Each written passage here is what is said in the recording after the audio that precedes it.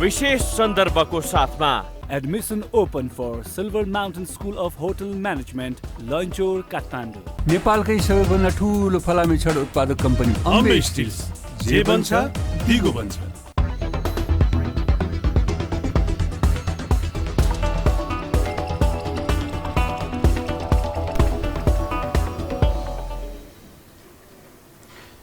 नमस्कार, स्वागत छ दर्शकवृन्द यहाँहरूलाई कार्यक्रम विशेष सन्दर्भमा। म रोहन श्रेष्ठ। विशेष सन्दर्भको आजको यस श्रृङ्खलामा हामी मूलभूत रूपमा पछिल्लो राजनैतिक अवस्थाको विषयमा र राजनैतिक अवस्थामा यति बेला नेपाली कङ्ग्रेसले आफ्नो स्ट्यान्ड कहाँनिर लिएर बसेको छ, किनभने मुलुकमा यति धेरै भइसक्दा पनि नेपाली कङ्ग्रेस एउटा प्रमुख प्रतिपक्षी दल र आफूले आफूलाई एउटा बुढो प्रजातान्त्रिक लोकतान्त्रिक पार्टी भनेर नथाक्ने नेपाली कङ्ग्रेस आज यो विषम परिस्थितिमा कता गायब भएर बसेको छ भनेर नेपाली जनताले सोधिरहेका छन्। त्यसको साथसाथमा एउटा ठुलो तबकाको राजनैतिक नेतृत्वले यति बेला नेपाली कङ्ग्रेसको साथ खोजिरहेको छ। या विषयमा आज हामी कुराकानी गर्न गइरहेका छौँ। त्यसको लागि आज हामीसँग हाम्रो स्टुडियोमा नेपाली कङ्ग्रेसका नेता अझ केन्द्रीय सदस्य आज हामीसँग हुनुहुन्छ श्याम घिमिरे। स्वागत छ यहाँलाई। धन्यवाद छ। मैले सुरुमै भनिहालेँ, यति बेला चाहिँ नेपाली कङ्ग्रेसको भूमिकामाथि नै प्रश्न चिन्ह खडा भइरहँदाखेरि नेपाली कङ्ग्रेसले चाहिँ पछिल्लो राजनैतिक गतिरोधको विषयमा, पछिल्लो राजनैतिक अवस्थाको विषयमा, पछिल्लो प्रधानमन्त्रीको कदमको विषयमा ठ्याक्कै कसरी चाहिँ विश्लेषण गरिरहेको छ, ठ्याक्कै कसरी चाहिँ हेरिरहेको छ? यसको विषयमा हामीले एकदम प्रष्ट छौँ। यो जसरी तपाईँहरू सञ्चार माध्यमले अहिले काङ्ग्रेस अन्यल छ, काङ्ग्रेस मौन छ, काङ्ग्रेसको भूमिका चाहिँ स्पष्ट भएन भनेर तपाईँहरूले भनिरहनु भएको छ र अन्य केही राजनीतिक शक्तिहरूले पनि हाम्रो विषयमा भनिरहेका छन्। यो चाहिँ कताकति हाम्रो अन्यलता भन्दा पनि यो अलिकति बुझाइको कमी हो कि भन्ने लाग्छ। किनभने हामीले यसलाई राजनीतिक रूपले के भन्यौँ भने पुस 5 गतेको संसद विघटनको कदमलाई हामीले राजनीतिक रूपले भन्यौँ यो असंवैधानिक छ, यो गैर प्रजातान्त्रिक पनि छ र यो चाहिँ यसले चाहिँ निरङ्कुशतातर्फ यो उन्मुख छ भन्यो। यो हाम्रो राजनीतिक भाषा हो र अब यसको निरूपण गर्ने काम कसले त? यसको संवैधानिक यो सङ्कट आयो अर्थात् संवैधानिक समस्या उत्पन्न भयो, संवैधानिक विवाद उत्पन्न भयो। प्रधानमन्त्रीले एउटा डिसिजन गरे र आम राजनीतिक शक्तिहरूले के भने यो असंवैधानिक छ भने। अब यसको निरूपण गर्ने निकाय के हो त? हामीले स्थापित गरेको लोकतन्त्रमा, हामीले स्थापित गरेको संविधानमा कसले निरूपण गर्ने हो त भन्दा सर्वोच्च अदालतले गर्ने हो। र यसमा सर्वोच्च अदालतमा 13 वटा मुद्दा परिसकेका छन्, 13 वटा रिट निवेदन दर्ता भइसकेका छन्।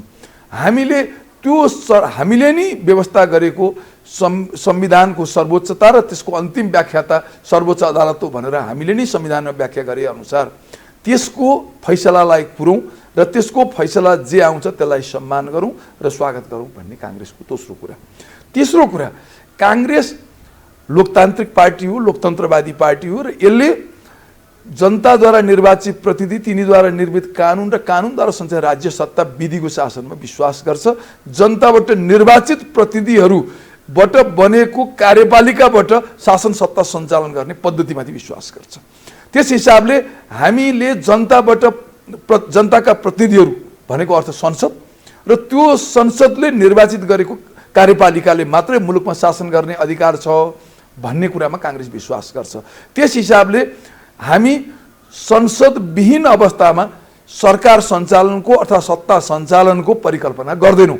त्यसैले हामीले के भनेका छौँ भने हामीलाई सरकार सञ्चालन गर्नको लागि, मुलुक राज्य सत्ता सञ्चालन गर्नको लागि संसदबाट निर्वाचित कार्यपालिका चाहियो।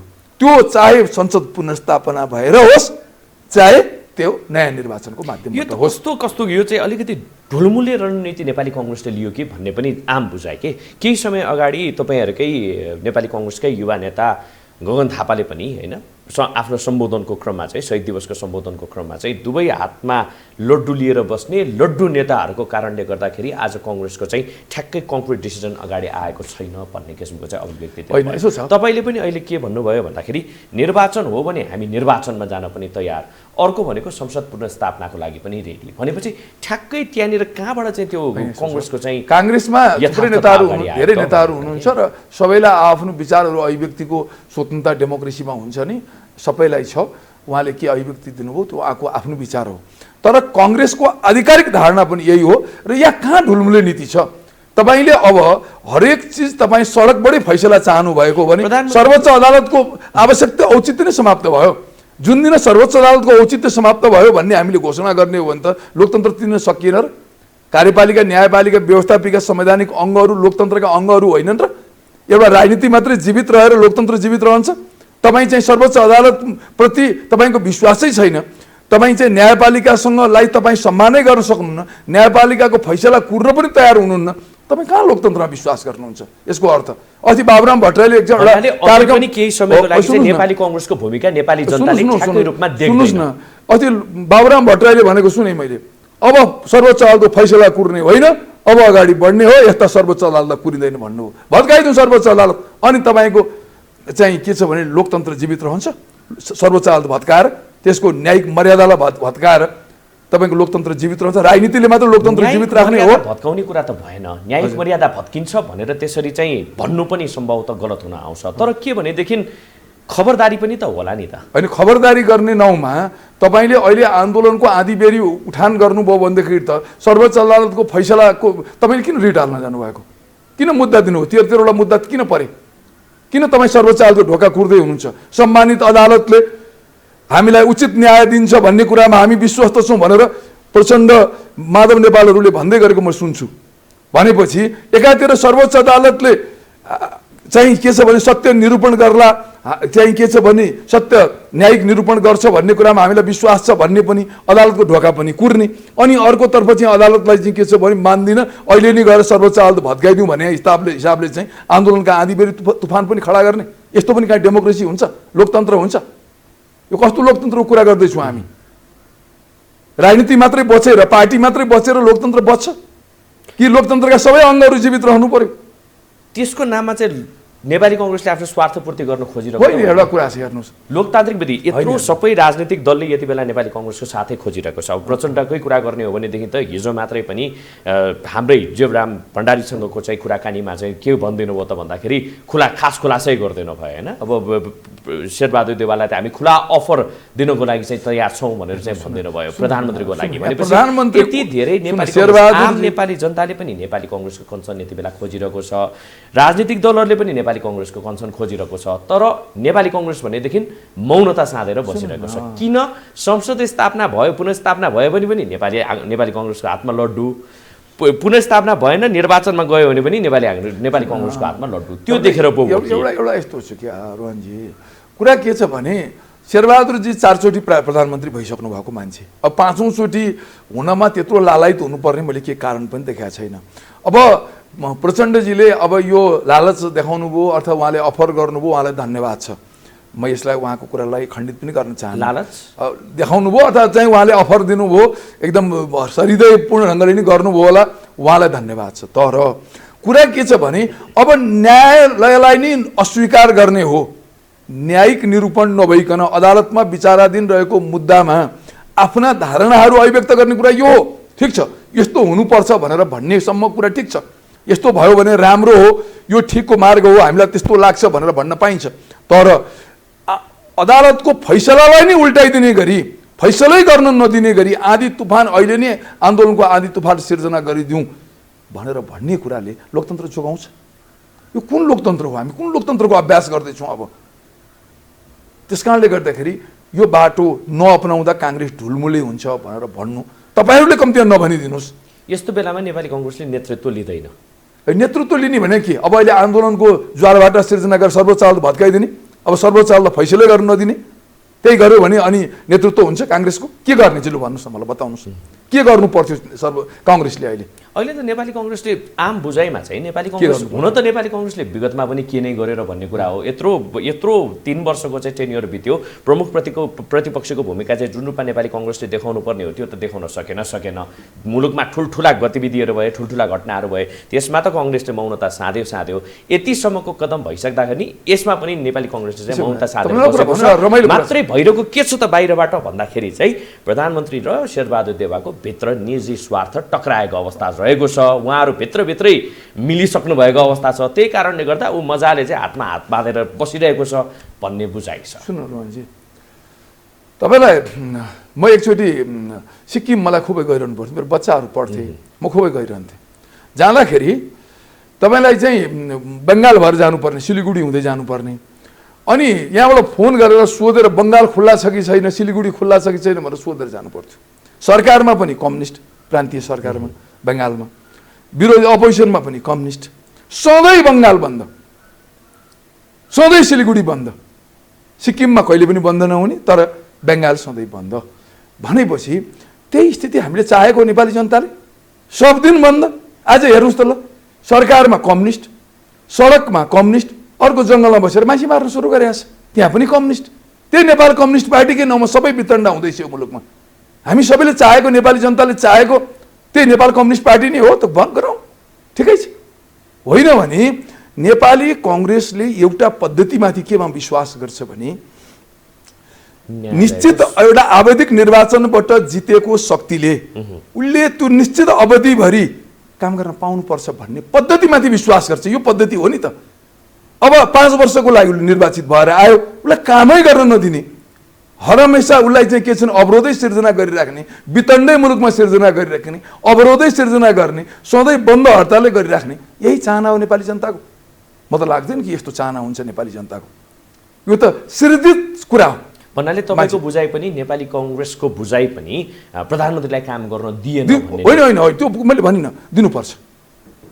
ऊ निर्वाचित सत्ता हो, जनताबाट निर्वाचित आवधिक निर्वाचन जितेर आएको शक्तिलाई अपोजिसनले बाधा व्यवधान खडा गरेर कामै गर्न नदिने, निर्णय नै गर्न नदिने त्यो अधिकार अपोजिसनलाई छैन। जनताबाट पराजित भएको शक्तिले गलत कुरालाई त गलत भन्न सक्नु पर्यो नि। भनेकै छ। अपोजिसनको भूमिका यसलाई मैले 3टा कुरा भन्छु। अभिव्यक्तिका 3वटा माध्यमहरू अहिलेको लोकतन्त्रमा, आधुनिक दुनियाँमा। एउटा के, संसद, संसदबाट हरेक कुराहरू काङ्ग्रेसले उठान गरेको छ। दोस्रो कुरा तपाईँहरू जस्तो सञ्चार माध्यमहरू, त्यहाँ काङ्ग्रेसले हरेक कुराहरू उठान गरेको छ। 2, तेस्रो कुरा पार्टीगत रूपमा पार्टीबाट चाहिँ आफ्ना कुराहरू अभिव्यक्त गरेर जनता समक्ष पुर्याउने। जनतालाई यो निरी गलत छ है हाम्रो दृष्टिकोणमा, हामी पनि एब्सोल्युट छैनौँ।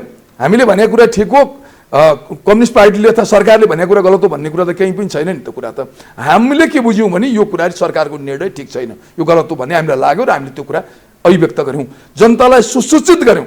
र हामी वेटिङ गभर्मेन्टको रूपमा छौँ। जनतालाई सरकारले गरेका नकारात्मक क्रियाकलापहरूलाई सूचना दिँदै, सुसूचित गर्दै अर्कोपल्ट निर्वाचन जित्ने तयारी गर्ने हो अपोजिसनको भूमिका लोकतन्त्रमा। त्यहाँ अवरोध खडा गर्ने, बाधा व्यवधान सिर्जना गर्ने, कामै गर्न नदिने हो भन्दाखेरि त जो जिते भोलि हामी जितेर आउँछौँ हामीलाई पनि त्यही गरिदिन्छ। झन् उनीहरू त कम्युनिस्ट हुन्, उनीहरू त झन् बढ्ता गर्छन् हामीले भन्दा।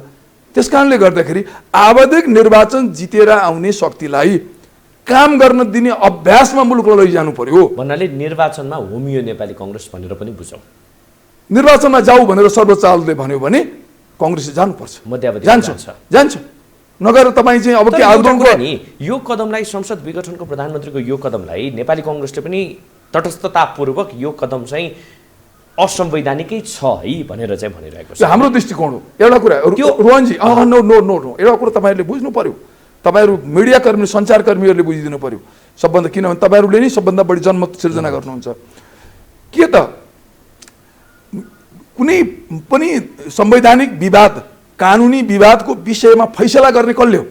तपाईँले हो, मैले हो, काङ्ग्रेसले हो, एमाले हो, सडकले हो, कसले हो? न्यायालय हो। त्यसको फैसलै नकुर्ने, त्यसको फैसलालाई सम्मान नगर्ने। पहिला त फैसलै आएको छैन, फैसला के आउँछ पनि थाहा छैन, गर्वमा छ। तर अहिले नै तपाईँ विरोध सुरु गरेर आन्दोलनको आदि तुफान सिर्जना गरिदिने, यस्तो पनि कहीँ लोकतन्त्र हुन्छ त?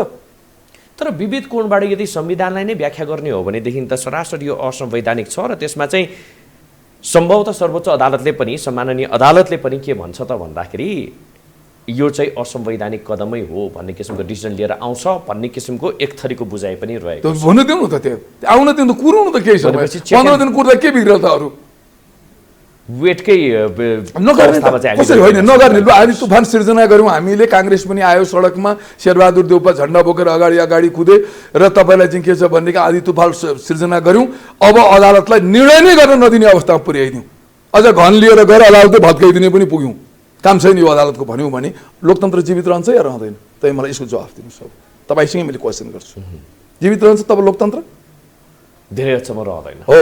अब शिक्षा अदालत भत्काएनौँ भने पनि अदालतको अगाडि हामी सारा राजनीतिक शक्तिहरू जम्मा भएर त्यो हामीले चाहे भन्दा पत्रपट्टि गएर तिमीले फैसला गर्यौ भने तिमी जीवित रहँदैनौ भन्ने कुराको सन्देश न्यायाधीशलाई त्यो सन्देश चाहिँ प्रवाह गरेर हामी बाहिर बस्यौँ भने त्यसले न्यायालय त्यसले लोकतन्त्रलाई जीवित राख्छ। धेरै हदसम्म त असंवैधानिक कदमलाई त असंवैधानिकै भनेर चाहिँ भन्नुपर्ने अवस्था भन्ला नि त, त्यो कुरो हुन त त्यत्रो अविश्वास छ हामीलो न्यायालयमाथि भने कसरी काम चल्ला, लोकतन्त्र कसरी जीवित रहला। बडा रमाइलो कन्डिसनमा चाहिँ यति बेला नेपाली कङ्ग्रेस चाहिँ बसिरहेको छ कि साँच्चै नै कसैले भने जस्तै त्यस्तै दुईटै हातमा दाउ लगाएर चाहिँ नेपाली कङ्ग्रेस बसिरहेको छ। आनन्दले मक्ख भएर चाहिँ बसिरहेको छ। यो कुरा ठिक हुन्छ त?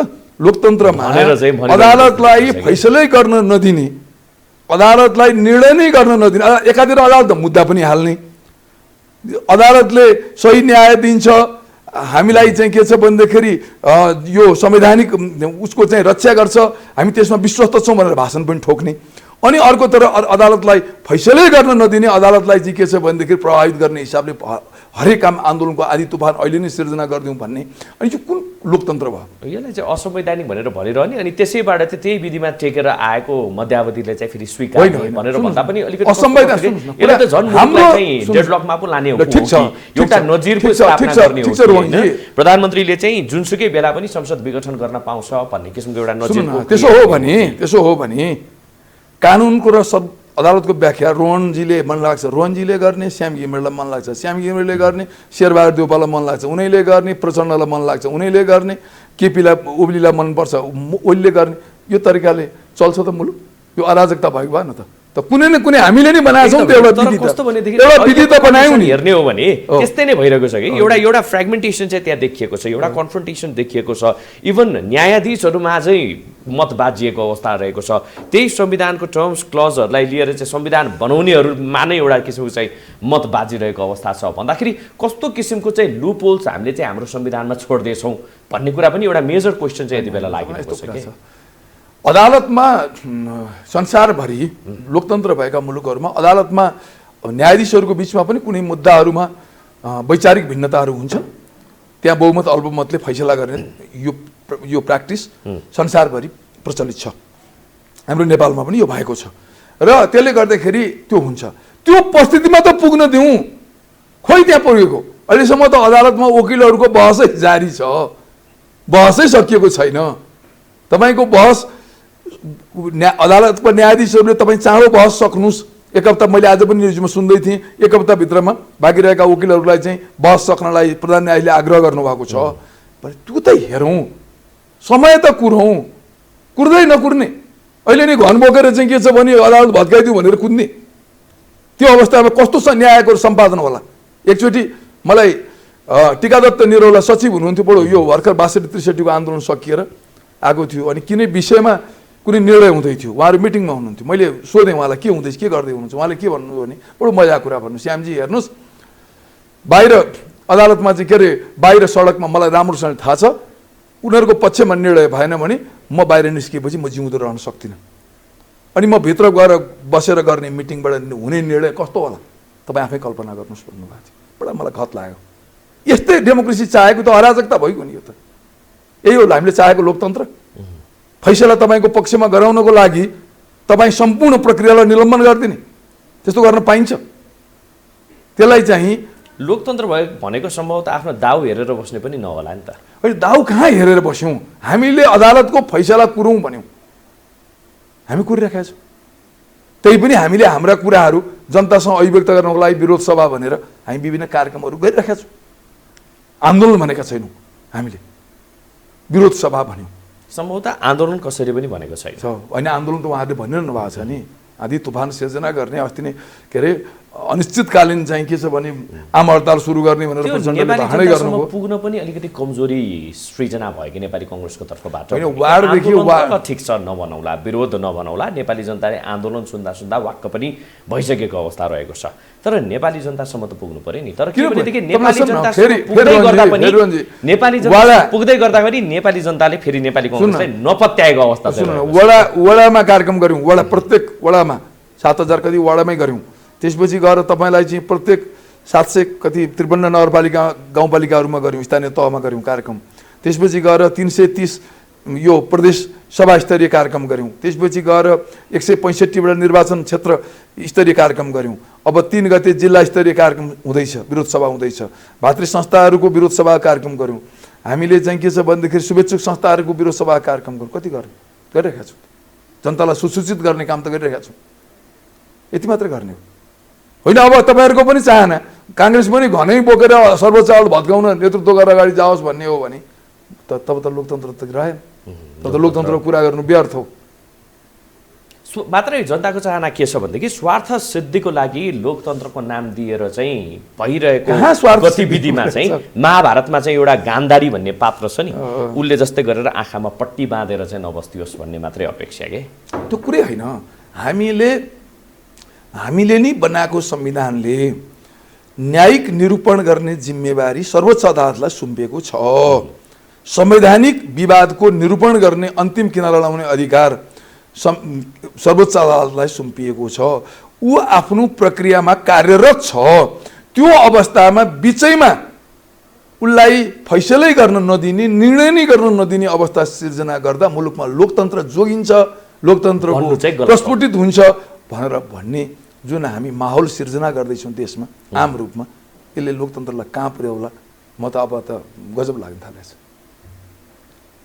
नयाँ जनादेशमा गइहाल्यो भने पनि एक हिसाबले भन्यो भनेदेखि प्रधानमन्त्रीको कदम संवैधानिकै ठहरिनेछ।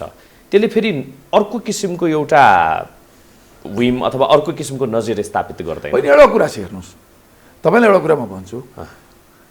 युरोपमा 800 वर्ष पहिला भाग्ना कार्टा जारी हो, सन् 1215मा। त्यहाँबाट लोकतन्त्रको हिस्ट्री सुरु भयो भनेर मानिन्छ। र धेरै आरोह अवरोहहरू भएका छन्। डेमोक्रेसी सजिलोसँगले स्थापित कोही पनि दुनियाँमा भएको छैन। धेरै आरोह अवरोहहरू भएका छन्, धेरै अप्ठ्याराहरू आएका छन्, धेरै चुनौतीपूर्ण कुराहरू आएका छन्। तर एउटा कुरा नभुलौँ, आवधिक निर्वाचन अवरुद्ध भएन भने लोकतन्त्र अवरुद्ध हुँदैन है। भारतमा यति धेरै समस्या छ। आज 74 वर्ष भयो लोकतन्त्र आएको भारतमा। यति धेरै समस्याहरू छन्, तर त्यहाँ लोकतन्त्र कम्तीमा चलिरहेको छ, सस्टेन गरेको छ। किन गर्यो भने त्यहाँ एकपल्ट 1974मा इमर्जेन्सी लगाएर आवधिक निर्वाचनलाई अवरुद्ध गरियो र त्यसको नराम्रो परिणाम भोग्नु पर्यो इन्दिरा गान्धीले। र त्यसपछि कसैले पनि आवधिक निर्वाचन रोक्ने प्रयत्न गरेको छैन। त्यहाँ पनि मध्यावधिहरू भएका छन्। निर्वाचन हुने बित्तिकै तपाईँलाई चाहिँ के छ भने मध्यावधि निर्वाचन पनि भएको छ भनेपछि सरकार बनेकै 13 दिनमा पनि त्यहाँ चाहिँ के छ भने मध्यावधि निर्वाचन पनि भएको छ। तर त्यहाँ लोकतन्त्र चलिरहेको छ, किनभने त्यहाँ आवधिक निर्वाचन अवरुद्ध भएन। त्यसैले निर्वाचन अवरुद्ध भएन भने मात्रै पनि लोकतन्त्र चल्छ, तर स्थापित हुन चाहिँ समय लाग्ने। जनताको म्यान्डेट भनेको त 5 वर्षको लागि हो नि, 5 वर्षको लागि दिएको। अब यसरी चाहिँ बिचैमा गर्नु पर्यो भने आर्थिक व्ययभार कति पर्छ मुलुकको लागि भन्ने पनि एक ठाउँमा रहेको छ। सधैँ अस्थिरतातर्फ मात्रै मुलुकलाई धकेलिरहने त यो त हेर्नुहोस्, उहाँहरूलाई नेपाल कम्युनिस्ट पार्टीलाई सरकार चलाउने धेरै लामो अस्थिरता भयो, राजनीतिक अस्थिरता भयो बिचमा भनेर नेपाली जनताले लगभग झन्डै 2/3 हाराहारीमा मत दिएकै हो नेपाल कम्युनिस्ट पार्टीलाई। 5 वर्ष सरकार चलाउने म्यान्डेट हुँदै हो। त्यही म्यान्डेटलाई बुझेर काङ्ग्रेसले ठुलो उत्पात पनि यहाँ गरेन। यहाँ चाहिँ के छ भने कम्युनिस्ट पार्टीले चाहिँ अथवा गर्न सकेन, बोल्नुपर्ने मुद्दामा पनि बोलेन। किन बोल्ने कुरा त बोलिराखेको छ। मैले नि सबै इस्युहरूमा म नै बोलेँ, म पनि बोलेको छु। ल म नै बोलेको छु होइन कि, म पनि बोलेको छु सबै इस्युमा बोलेको छु। पार्टीको आधिकारिक रूपमा चाहिँ किन प्रवक्ता हाम्रो यस्तो छरितो प्रवक्ता छन् काङ्ग्रेसको, सबैभन्दा पहिला उनीको चाहिँ के छ भने विज्ञप्ति आउँछ। साह्रै मिठा छ। होइन आउँछ, मिठो व्यक्ति होइन उनीको आउँछ विज्ञप्ति। त्यहाँ पनि काङ्ग्रेस चुकेको छैन। केन्द्रीय समितिबाट निर्णय गर्नुपर्ने कुरामा पनि काङ्ग्रेस चुकेको छैन। सबै कुरा भएको छन्। संसदमा पनि काङ्ग्रेस बोलेकै छ होइन। तर कुरा के छ भने नेपाली जनताले एउटा मानसिकता के पर्यो भने 48 सालमा को निर्वाचनबाट काङ्ग्रेस सरकारमा गयो, निर्वाचित भयो, विपक्षी दल बन्यो नेकपा एमाले। उसले सरकार बनेको 29औं दिनमा यो सरकार चाहिँ आन्दोलनको बलमा ढालिदिन्छु भनेर सडक आन्दोलन सुरु गरिदियो र सारा रत्नपारका रेलिङ भत्काएर सारा चाहिँ विध्वंस मचाएर चाहिँ यो सरकारै चाहिँ सडकबाटै चाहिँ गिराइदिन्छु भनेर सिध्याइदिन्छु भनेर थाले। त्यो नेपाली जनताको मानसिकतामा पर्यो र त्यस्तै अपोजिसन खोज्ने काम भयो। त्यही हो त अपोजिसन ठिक हो। निर्वाचित भएर आएको शक्तिलाई सडकबाटै म अवरस्त गरिदिन्छु भन्नु उचित हो त? स्ट्रङ पनि त हुन सक्नु पर्यो नि त। स्ट्रङ भने के हो, के गर्ने मलाई बताउनुहोस् त। आफ्नो भनाइलाई तटस्थतापूर्वक राख्ने त हुनु पर्यो नि त। या त्यो अथवा चाहिँ नेपाली कङ्ग्रेसभित्रकै आन्तरिक राजनीति, अब जस्तै अहिलेकै केसमा पनि तपाईँको चाहिँ शेरबहादुर देउवाबाट एउटा किसिमको भनाइ आउँछ, रामचन्द्र पौडेलकोबाट अर्को किसिमको भनाइ आउँछ, कृष्ण सिटौलाकोबाट अर्को किसिमको भनाइ आउँछ भन्दाखेरि नेतृत्वमै नेपाली कङ्ग्रेस एक हुनुपर्ने ठाउँमा झन् त्यहाँभित्रको चाहिँ मतान्तरको कारणले गर्दाखेरि नेपाली कङ्ग्रेस आज भड्कालोमा पर्यो। अभिव्यक्तिका शैलीहरू फरक फरक हुन्छन्। भन्नलाई लोकतान्त्रिक होइन पार्टी हो भनेर मान्छे पछि दुनियाँमा 7 अर्ब मान्छेहरू छन्, कसैको अनुहार कसैसँग मिल्दैन, कसैको बोली पनि कसैसँग मिल्दैन, यत्रो ठुलो विविधता छ। मान्छे पछिको विविधता त हुन्छ नि, फरक त हुन्छ, सोचहरूमा पनि फरक हुन्छ। तर काङ्ग्रेसको आधिकारिक निर्णय जुन सर्वसम्मत निर्णय छ केन्द्रीय समितिको, त्यसलाई आधिकारिक मान्नु पर्यो। र त्यो निर्णय हेर्नुहोस् न, त्यहाँ कहाँ विवाद छ? मैले अघि भनेको कुरा 3टा कुरा छन्। हामीले राजनीतिक रूपले यो असंवैधानिक हो भन्यौँ, यो अलोकतान्त्रिक हो पनि भन्यौँ, त्यसपछि गएर हामीले सर्वोच्च अदालतको फैसलालाई कुर्छौँ भन्यौँ र हामी संविधान के अरे संसदबाट निर्वाचित सरकारबाट राज्य सत्ता सञ्चालन पद्धतिमाथि विश्वास गर्छौँ भनेका छौँ। दोस्रो कुरा। तेस्रो कुरा, निर्वाचन पनि नहुने र संसद पुनर्स्थापना पनि नहुने अवस्था आएर कसैले निरङ्कुशता लाद्छु यो मुलुकमा फेरि जनतामाथि भन्ने सोचेको छ भने त्यसको विरुद्धमा काङ्ग्रेस दरोसँगले उभिन्छ र अर्को आदि तुफान सिर्जना गर्न तयार छ। काङ्ग्रेसले राणा फाल्ने काङ्ग्रेस, पञ्चायत फाल्ने काङ्ग्रेस, राजा फाल्ने काङ्ग्रेस भन्दाखेरि अब यो अरू भारे बोरी त्यसैको ब्याज कहिलेसम्म खाइरहने नेपाली कङ्ग्रेसले भन्ने पनि हो कि जनताको मन चाहिँ कहिले छाप्ने, जनताको नसा चाहिँ कहिले छाप्ने। त्यसले गर्दाखेरि तपाईँलाई चाहिँ हामी त्यहाँ आउन तयार छौँ। तर कतिखेर भने संविधान सर्वोच्चको निर्णय र भोलि संसद पुनर्स्थापना पनि नहुने, निर्वाचन पनि नहुने र संसदविहीन अवस्थामा केपी ओली मात्र होइन अर्को शक्ति पनि आउन सक्ला, जसले चाहिँ म संसदविहीन अवस्थामा चाहिँ जनताका प्रतिनिधिहरू विहीन अवस्थामा चाहिँ राज्य सत्ता सञ्चालन गर्छु भनेर कोही आउँछ भने त्यसका विरुद्धमा चाहिँ काङ्ग्रेस खडा हुन्छ। यो कस्तो किसिमको चाहिँ लोकतन्त्र हामीले ल्यायौँ भन्ने पनि लाग्दैन कहिलेकाहीँ? कस्तो किसिमको चाहिँ गणतन्त्रात्मक नेपालमा हामी गयौँ भन्ने पनि एउटा चाहिँ नेपाली जनताको यति बेला प्रश्न छ कि? तपाईँले बडा राम्रो प्रश्न गर्नुभयो भन्जी। संविधानको व्याख्या पनि जसरी गर्दै पनि हुने एउटा कुरा के छ भने मुलुकलाई जसले जतातिर लगे पनि हुने रहेछ। यसको एउटा कुरा के छ भने राजनीतिक परिवर्तन एउटा 5-7 मिनटको एउटा सानो घोषणाले ठुल्ठुलो राजनीतिक परिवर्तन हुँदो रहेछ। राजा वीरेन्द्रको 5-7 मिनटको एउटा घोषणाले मुलुकबाट पञ्चायती व्यवस्था गयो, बहुदलीय व्यवस्था आयो। कुलबहादुर गुरुङको संसदमा गरिएको 5-7 मिनटको एउटा घोषणाले 200-250 वर्षको राजतन्त्र गयो र देशमा गणतन्त्र स्थापित भयो हैन। यस्ता राजा त्रिभुवनको तपाईँलाई चाहिँ 5-7 मिनटको घोषणाले 2007 सालको घोषणाले राणा शासन गयो, लोकतन्त्र आयो भनेपछि 5-7 मिनटका घोषणाले ठुल्ठुला परिवर्तनहरू, राजनीतिक परिवर्तनहरू हुँदा रहेछन्। आर्थिक रूपमा पनि 10-15 वर्ष राम्रोसँगले लाग्यो भने धेरै ठुलो परिवर्तन हुँदो रहेछ भन्ने कुरा हामीले धेरै देशहरूमा हामीले नजिकैको एसियन मुलुकहरूमै हेरेका छौँ, एसियाकै मुलुकहरूमै हेरेका छौँ। तर एउटा सांस्कृतिक परिवर्तन गर्न, जीवन पद्धतिलाई रूपान्तरण गर्ने कुरा चाहिँ बडो गाह्रो हुँदो रहेछ र सबभन्दा ठुलो समस्या यहाँनिर छ। सबैसँग एउटै समस्या छ, हामीमा अन्तर्निहित रहेको मनोवृत्ति जुन छ यो चाहिँ बडो ठुलो समस्याग्रस्त छ सबैको। म यो भन्दिनँ, मनोग्रन्थि जुन छ नि हाम्रो, त्यो भने चाहिँ म नै सबै थोक हुँ, मेरो अगाडि यो नियम कानुन सारा कुरा मान्ने हो भने त किन म सत्ता निर्वाचित हुनु पर्यो, सत्तामा किन जानु पर्यो? त्यो त सबै कुरा नियम कानुन अनुसार नै चल्ने हो भनेदेखि त श्याम घिमिरे नेता भएको र रोहन र श्याम घिमिरेमा के अन्तर भयो र? अझ त्योभन्दा पनि उहाँ त पत्रकार पनि हुनुभयो, पत्रकार पनि अलिक फुर्ती हुन्छ। अझ एउटा लेबर कुल्ली र रोहन श्याम घिमिरे एउटै हुने अर्थात् शेरबहादुर देउवा एउटै हुने, त्यही कानुन मान्नुपर्ने, त्यही व्यवस्थालाई स्वीकार गर्नुपर्ने हो र केपी ओलीले त्यसैलाई मान्नुपर्ने हो भने किन सत्तामा जानु पर्यो म भन्ने जुन हाम्रो मनोग्रन्थीले काम गरिरहेका छ नि, सबैभन्दा ठुलो खराब पक्ष यो मनोग्रन्थी हट्न पर्यो।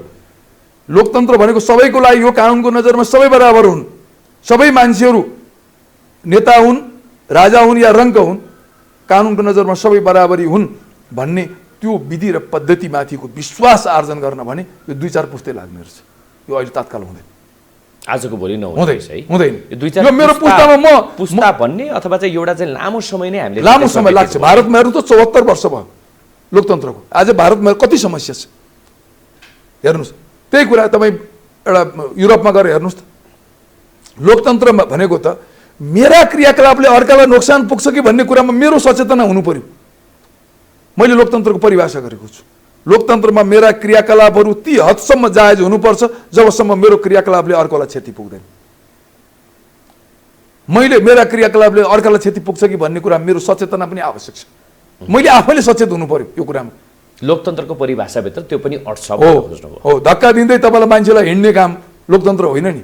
लोकतन्त्र भनेको म जेल बस्दैमा कोही लोकतन्त्रवादी हुँदैन। मैले लोकतन्त्रको लागि 10 वर्ष जेल बसेँ भनेर लोकतन्त्रवादी हुँदैन। लोकतन्त्रले नि न्यायालयलाई कुन रूपमा चाहिँ हेर्छ? न्यायालयले कहिलेकाहीँ न्यायालयले गलत गर्न सक्सेस गर्दैन। लोकतन्त्र कस्तो गजबको कुरा गर्नुभयो, मलाई बिर्सिएर छु। हेर्नुहोस्, न्यायालयले गल्ती गर्यो भने पनि लोकतन्त्रमा तलाउने व्यवस्था छ नि त। त्यो न्यायालयलाई भोलि आउने संसदले महाभियोग लगाएर त्यो न्यायाधीशहरूलाई फाल्न सक्छ नि त। त्यो व्यवस्था त फेरि गरिएको छ नि त। शक्ति पृथकीकरण, सेपरेसन अफ पावर छ नि त। तपाईँलाई चाहिँ जनताबाट निर्वाचित भएको व्यवस्थापिका प्रति वफादार, व्यवस्थापिकाद्वारा निर्वाचित र व्यवस्थापिका प्रति वफादार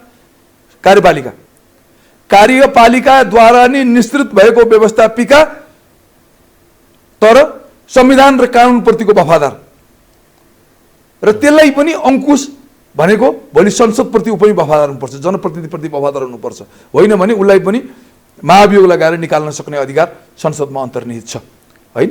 संवैधानिक अङ्गहरू फेरि यिनले पनि गडबड गरे भनेदेखि यिनलाई पनि अंकुश लगाउने ठाउँ संवैधानिक अङ्गहरू छन्। अख्तियार दुरुपयोग जस्ता, मानव अधिकार जस्ता संवैधानिक अङ्गहरू छन्, तिनीहरूले अंकुश लगाउँछन् भन्ने कुराहरू छ।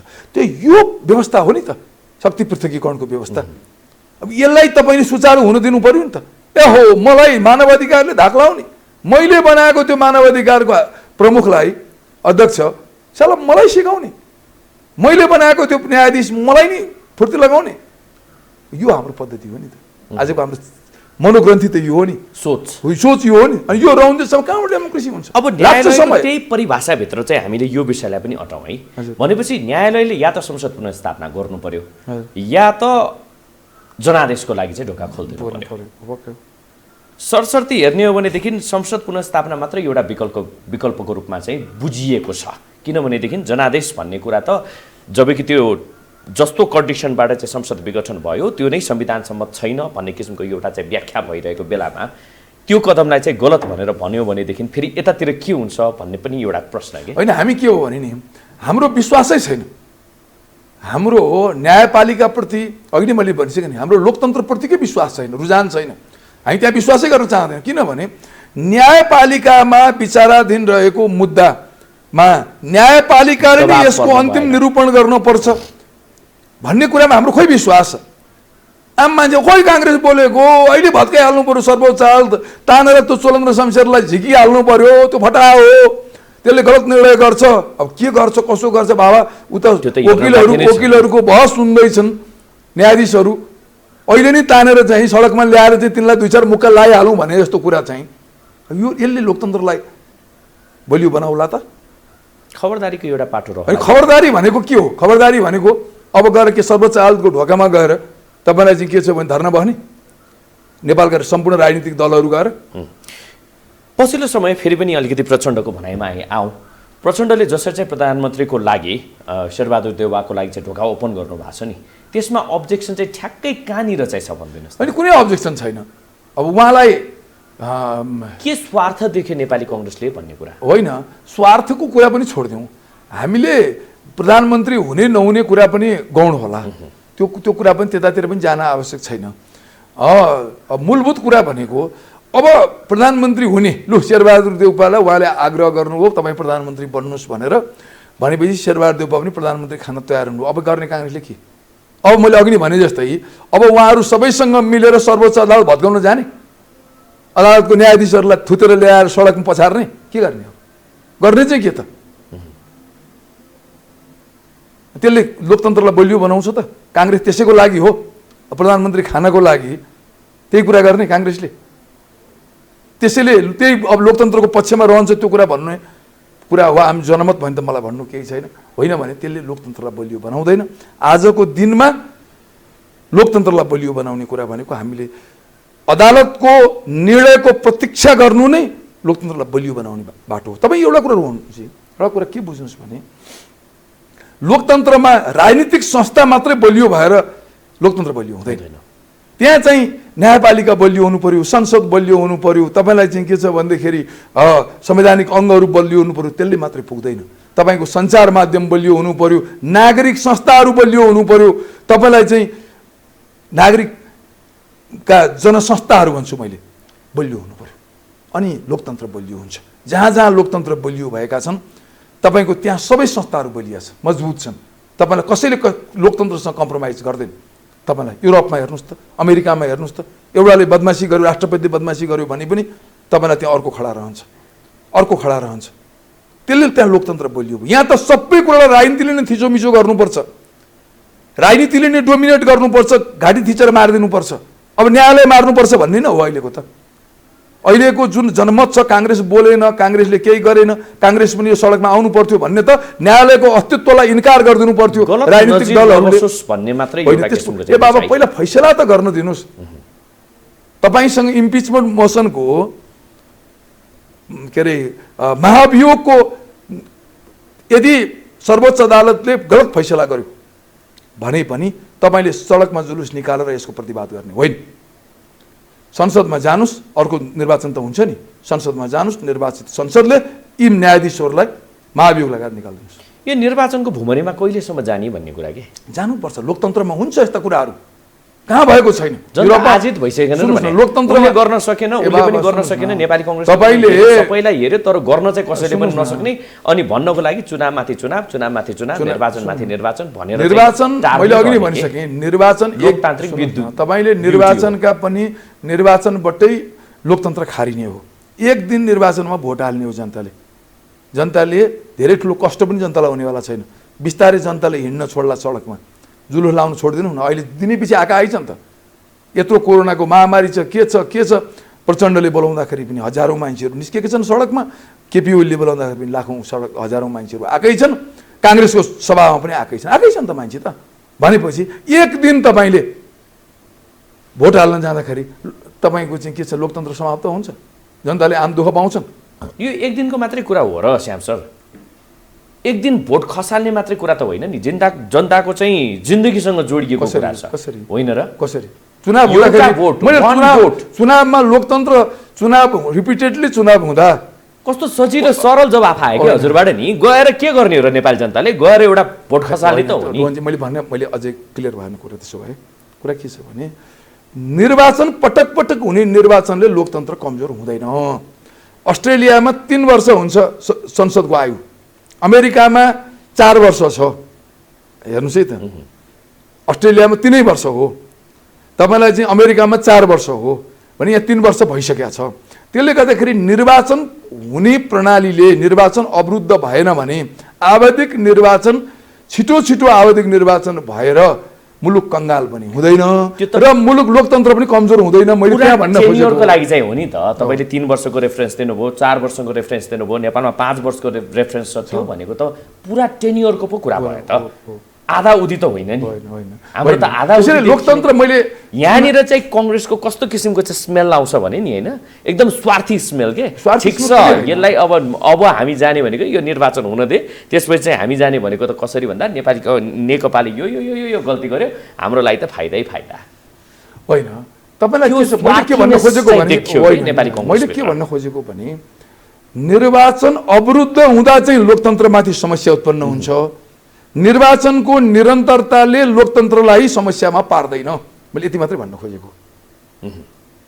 एउटा कुरा नि, पछि केही खर्च हुन्छ मुलुकको, होइन, खर्च हुन्छ। खर्च त तपाईँलाई के छ भने सुन्नु न, 50 अर्ब रुपियाँ कति खर्च मागेको छ अहिले, 20 अर्ब कति खर्च मागेको छ, कति मैले बिर्सेँ अहिले, खर्च मागेको। ठिक छ, खर्च हुन्छ। यस्ता दुरुपयोग कति भएको छ मुलुकमा। त्यही त भने राजनीतिक दलका नाउँमा बाँडिएका छन्, औषधि उपचारका नाउँमा बाँडिएका छन्, तपाईँलाई चाहिँ यो ट्रस्ट, विभिन्न ट्रस्टका नाउँमा बाँडिएका छन्। यो मुलुकको सबै अहिले तपाईँ सबै फेरस्त निकाल्नुहोस् त। खरबौँ रुपियाँ पैसा त नेपाली जनताले चाहिँ कहिले पनि नपाउने हो। खरबौँ रुपियाँ त तपाईँलाई अनावश्यक रूपमा राजनीतिक शक्ति केन्द्रहरूलाई पाल्नको लागि राज्य संयन्त्रले खर्च गरेको छ। हेर्नुहोस् न, यो 3 वर्षको हिस्ट्री निकालेर हेर्नुहोस् न। त्यही त, यो अब नेपालीहरूको नियति भन्ने कि नेपालीहरूको भाग्य भने सधैँ जो आए पनि उस्तै भनेर भने जस्तै, होइन। नेपालीमा एउटा उखानै छ नि। अलिकति हामी समयको अलि अन्त्यतिर छौँ, होइन। पछिल्लो समयमा चाहिँ राजनीतिक दलहरूले जसरी चाहिँ आफ्नो आक्रोश देखाइरहेका छन् सडकमा। तपाईँले भनिहाल्नुभयो त्यो सरासर गलत हो, किनभनेदेखि सर्वोच्चको निर्णयलाई कुर्नुपर्छ होइन। यो अलिकति जाँदा जाँदै नि यो राजनीतिक दलहरूले गर्ने जसरी चाहिँ सडकमा चाहिँ विरोध सभाहरू गरिरहेका हुन्छ नि होइन, पहिला त खुला मञ्च थियो, खुला मञ्चमा गरिन्थ्यो, अब त खुला मञ्च पनि बाँकी छैन। त्यही भएर कहिले दरबारतिर लागेको छ, कहिले चाहिँ माइती घरतिर लागेको छ, एउटा स्पेसिफिक ठाउँ बनाउन सकिन्न भने। अब एउटा कुरा छ, हेर्नुहोस् कुरा के छ भने जनताप्रति राजनीति भनेको जनताप्रतिको जवाफदेहिता हो भन्ने संस्कृतिको निर्माण हुनु पर्यो। हामीले आन्दोलन गरेनौँ, बन्द हडताल गरेनौँ, चक्का जाम गरेनौँ यो 3 वर्षमा। हामीमाथि गम्भीर आरोप के छ भने प्रधानमन्त्रीसँग मिलेर यिनीहरूले गरेनन्, सरकारसँग मिले भन्ने गम्भीर आरोप तपाईँ पनि लाउँदै हुनुहुन्छ र धेरै लगाए, तपाईँले मात्रै होइन धेरै लगाउँछन्। म जहाँ जहाँ मिडियाकर्मीहरूले त म जहाँ जहाँ गएको छु सबै ठाउँमा मैले यो जवाफ दिनै पर्छ, दिएको हुन्छु। के त त्यही हुन्छ त जवाब, जनताप्रतिको जवाफदेहिता। दिनैपछि प्रतिपक्षी दल सडकमा सधैँ चक्का जाम, सधैँ हडताल, सधैँ रोड अवरुद्ध, सधैँ चाहिँ के छ भने यही हो प्रतिपक्षी दलको काम। आज यो काम कम्युनिस्टहरू गर्दै हुनुहुन्छ, उहाँहरूले गर्दै हुनुहुन्छ र यो कुरालाई चाहिँ आम रूपमा विरोध हुनु पर्यो। सडक जतिखेर पनि अवरुद्ध छ, हेर्नुहोस् तपाईँ जानुहोस् त सडकमा अहिले। म आज दिनभरि सडकमा घुमेको छु, जहाँ पनि अवरुद्ध छ, जहिले पनि। आज नागरिक समाजका नाउँमा अवरुद्ध छ, भोलि के का नाउँमा छ, के का नाउँमा। त यो कुरा स्पेसिफिक ठाउँ तपाईँ बनाएर को अडिनेवाला छ? बनाउनु त पर्ने थियो, खुला मञ्च थियो, मास्यौँ हामीले, मास्यौँ हाम्रै साथीहरूले मासे, सरकारले मास्यो, खुला मञ्च थियो, एउटा कम्तीमा विरोध प्रदर्शन गर्ने। तर त्यो खुला मञ्चमा प्ले कार्ड लिएर, कालो ब्यानरहरू लिएर बस्ने कोही तयार छ? सबै सडकमा लिएर, सडकमा निस्किएर जनतालाई कति दुःख दिन सकिन्छ, तीबाट आफ्नो राजनीतिक उपलब्धि मान्ने हाम्रो संस्कृति हो नि त, हाम्रो जीवन पद्धति हो नि त्यो त, को मान्छ? तर तपाईँले भने जस्तो हामीले त्यो संस्कृतिको निर्माण गर्नको लागि कम्तीमा एउटा खुल्ला मञ्च, एउटा स्पेस थियो, त्यो पनि हामीले मासेका छौँ आज। अब दुईटा प्रश्न एकदम सर्ट फेरि पनि प्रचण्डको त्यो भनाइलाई नेपाली कङ्ग्रेसले अहिले नमान्ने मान्दैन। हामी दुईटा कुरा हामी कुनै पनि हालतमा तयार छैनौँ। पहिलो कुरो अदालतको फैसला आउनु अगावै हामी कुनै किसिमको मुभमेन्ट गर्ने पक्षमा छैनौँ, आन्दोलन गर्ने पक्षमा छैनौँ। अदालतको फैसलालाई हामीले सम्मान गर्छौँ र स्वागत गर्छौँ। 2, तेस्रो कुरा भनेको संसदविहीन अवस्थामा कसैले सरकार चलाउने प्रयत्न गर्छ भने, राज्य सत्ता सञ्चालन गर्ने प्रयत्न गर्छ भने त्यसको विरुद्धमा काङ्ग्रेस आँधी तुफान बनेर चट्टान बनेर खडा हुन्छ। यति मात्र कुरा हो आजको दिनमा। अब अर्को एउटा जसरी चाहिँ नेकपाको एउटा समूह र त्यस्तै गरेर चाहिँ अघि पनि भन्यौँ नागरिक समाज पनि यति बेला चाहिँ आन्दोलित बनिरहेको छ, त्यो सरासर गलत हो। नागरिक समाजले यसरी तपाईँलाई चाहिँ के छ भने सडक आन्दोलनका नाउँमा अदालतलाई प्रभावित गर्ने काम, अदालतले न्यायिक निरूपण नै गर्न नदिने अवस्थामा नागरिक समाज पनि खडा हुन्छ। त पढ लेखेका मान्छेहरू हुनुहुन्छ, न्यायाधीशहरू हुनुहुन्छ, वकिलहरू हुनुहुन्छ, पूर्व न्यायाधीशहरू हुनुहुन्छ, 101 विद्वानहरू हुनुहुन्छ। कुन लोकतन्त्रको परिकल्पना गर्दै हुनुहुन्छ तपाईँहरू? कुन लोकतन्त्र? तपाईँ न्यायालयलाई समाप्त पारेर, न्यायालयलाई न्यायिक निरूपण गर्ने अधिकारबाट विमुख गरेर, वञ्चित गरेर, अनि तपाईँ कस्तो लोकतन्त्रको कल्पना गर्नुहुन्छ? त्यसैले यो कुरा सरासरी गलत छ। हुन्छ श्याम सर, धेरै धेरै धन्यवाद। हाम्रो अपेक्षा पनि, नेपाली जनताको अपेक्षा पनि नेपाली कङ्ग्रेसबाट के रहन्छ भने स्वार्थ सिद्धिमा भन्दा पनि नेपाली जनताको लागि चाहिँ नेपाली कङ्ग्रेस खडा भइदियोस् भन्ने आम नेपाली जनताको अपेक्षा। नेपाली काङ्ग्रेस लोकतन्त्रको पक्षमा र जनताको पक्षमा चट्टान चाहिँ सधैँ खडा रहन्छ। कहिलेकाहीँ यो लोकतन्त्र भनेको सिक्ने क्रम हुँदो रहेछ। यो दुनियाँमा लोकतन्त्र भनेको कसैले पनि जानेर आउने कुरा रहन्छ। कुनै यो मैले अघि नै भनिसकेँ, यो वाद र व्यवस्था मात्रै होइन, कसैले लिखित गरिएको पद्धति मात्रै पनि होइन। त्यसले गर्दाखेरि चाहिँ यो चाहिँ आफैले सिक्ने व्यवस्था भएको हुनाले हामीबाट पनि त्रुटिहरू भए होलान्, हामीबाट पनि गलत कामहरू भए होलान्, तर काङ्ग्रेस लोकतन्त्र र जनताको पक्षमा सधैँ चट्टान चाहिँ खडा रहन्छ। यहाँहरूलाई ढोकाउन पनि म आग्रह गर्छु। नेपाली कङ्ग्रेसभित्रको चाहिँ राजनीति, नेपाली कङ्ग्रेसभित्रको खिचातानीको सम्भवतः विश्लेषण आगामी कुनै समय फेरि गरौँला। धेरै धेरै धन्यवाद। यहाँलाई पनि धन्यवाद। दर्शक यहाँलाई पनि धेरै धेरै धन्यवाद आज हामीलाई साथ दिनुभएकोमा। हेर्दै रहनु होला यो हो टेलिभिजन। नमस्कार।